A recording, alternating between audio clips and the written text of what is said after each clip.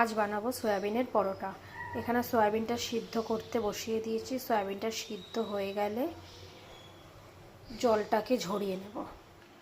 আর আমি এখানে ময়দা মেখে নিয়েছি, আটা ময়দা মিশিয়ে মেখে নিয়েছি, কারণ আমি ময়দাটা ডাইরেক্ট খাই না যেহেতু। এর মধ্যে দিয়েছি একটু নুন, চিনি, জোয়ান আর তেল দিয়ে যেমন করে মাখা হয় ওরকম করে মেখে নিয়েছি। আমি একটা কড়াইয়ে তেল দিয়ে দিয়েছি। এবার দিয়ে দেবো সয়াবিনটাকে। সয়াবিনটা পেস্ট করে নিয়েছি, সয়াবিনটা দিয়ে দেব। আর দিয়ে দেব এইখানে নিয়েছি জিরার গুঁড়ো, হলুদ গুঁড়ো, গরম মশলা, নুন, মিষ্টি, আর এখানে চাট মশলা নিয়েছি, আদা, আর এখানে লঙ্কা পেস্ট। এগুলো একে একে দিয়ে দেব এই সয়াবিনটার মধ্যে।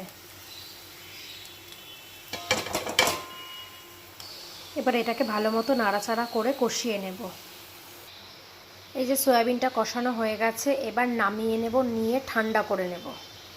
এই যে সয়াবিনের পুরটা ঠান্ডা করে নিয়েছি, এবার লেচির মধ্যে একে একে ভরে নেব।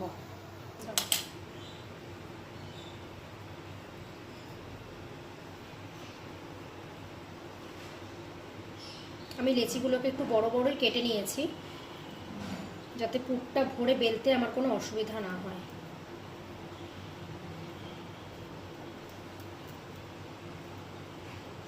পুরটা ভরে ফেললাম।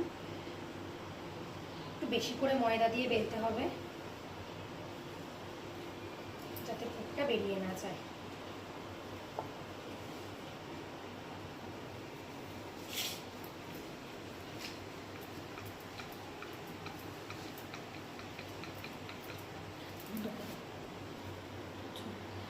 এরকম পরোটাটাকে উল্টে পাল্টে ভেজে নেবে। আমি এটাকে তেল দিয়ে ভাজবো, চাইলে তোমরা ঘি দিয়েও ভাজতে পারো। এটা নিরামিষের দিনে বা একাদশীর দিনে খুব ভালো খাওয়া দাওয়াটা, মানে আইটেমটা ভীষণ ভালো।